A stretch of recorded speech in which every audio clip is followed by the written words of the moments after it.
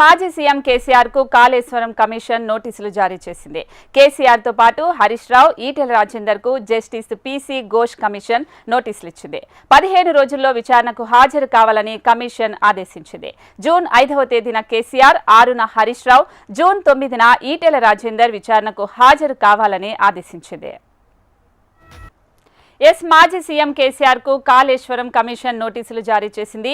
కేసీఆర్ తో పాటు హరీష్ రావు, ఈటెల రాజేందర్ కు జస్టిస్ పీసీ ఘోష్ కమిషన్ నోటీసులు ఇచ్చింది. 15 రోజుల్లో విచారణకు హాజరు కావాలని కమిషన్ ఆదేశించింది. జూన్ 5వ తేదీన కేసీఆర్, 6న హరీష్ రావు, జూన్ 9న ఈటెల రాజేందర్ విచారణకు హాజరు కావాలని ఆదేశించింది. ఇదే అంశానికి సంబంధించి మా ప్రతినిధి అశోక్ మరింత సమాచారం అందిస్తారు. అశోక్, అంటే ఇప్పుడు కేసీఆర్, హరీష్ రావు, ఈటెలకి ఇప్పుడు నోటీసులు ఇచ్చారు కదా, అంటే గతంలో ఈటెల బీఆర్ఎస్ లో ఉన్నప్పుడు, అప్పట్లో టీఆర్ఎస్ లో ఉన్నప్పుడు ఏమైనా కుంభకోణం జరిగిన దానికి ఏమైనా నోటీసులు ఇచ్చారా? అసలు ఎందుకు ఇచ్చారు అంటారు? మనం చూస్తున్నాం, మొన్నటి వరకు అయితే కాళేశ్వరం కమిషన్ సంబంధించి పీసీ ఘోష్ ఒక నిర్ణయం తీసుకున్నారు. కేసీఆర్, హరీష్ రావు, ఈటెల రాజేందర్కు నోటీసులు ఇవ్వద్దని. కానీ ఇవాళ మనం అప్డేట్ చూస్తున్నాం, ముగ్గురు ఏదైతే సీఎం గా కేసీఆర్ గతంలో పనిచేశారు, ఇరిగేషన్ శాఖ మంత్రి హరీష్ రావు, ఫైనాన్స్ మినిస్టర్ గా ఈటెల రాజేందర్ పనిచేశారు. సో ఈ నేపథ్యంలో కాళేశ్వరం ప్రాజెక్టు పైన కూడా ఇప్పటికే చాలా మందితో కూడా అభిప్రాయాలను, వారి సలహాలకు సంబంధించి, ఫిర్యాదులకు సంబంధించి పీసీ ఘోష్ తీసుకున్నారు.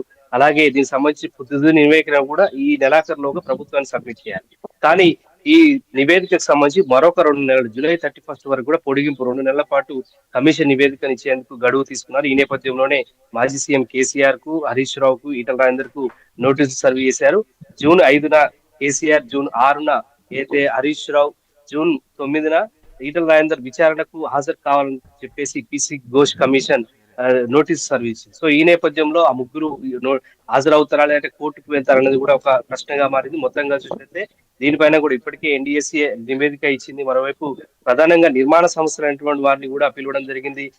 ఈ మొత్తం ప్రాజెక్ట్ లో ఇన్వాల్వ్మెంట్ అయినటువంటి 17 మంది ఇంజనీరింగ్ అధికారులను వారి ఫెయిల్యూర్ గా గుర్తించడం జరిగింది. మరోవైపు మేడిగడ్డ, అన్నారం, సుందిల ప్రాజెక్ట్ సంబంధించి కూడా పీసీ కమిషన్ ఘోష్ ప్రధానంగా పలు ప్రశ్నలు సంధించింది. సో ఈ నేపథ్యంలో ప్రభుత్వ పరంగా, ఫైనాన్స్ పరంగా, ఇరిగేషన్ శాఖ మంత్రిగా 3 అంశాలకు సంబంధించి సీఎం కేసీఆర్ గా అప్పుడు, అలాగే ఇరిగేషన్ శాఖ మంత్రిగా హరీష్ రావు, ఫైనాన్స్ మినిస్టర్ గా ఈటెల రాజేందర్ ఎటువంటి రోల్ పోషించారు, ఎటువంటి నివేదికను చూసిన తర్వాత, ఎటువంటి రిపోర్టులు తీసుకున్న తర్వాత నిధులు విడుదల చేశారు, దీనికి సంబంధించి బాధ్యులు ఎవరు, ఎలా అనే పైన కూడా so commission chairman PC Ghosh ప్రశ్నించే అవకాశం. సో ఈ నేపథ్యంలోనే నోటీసులు సర్వ్ చేశారు. సో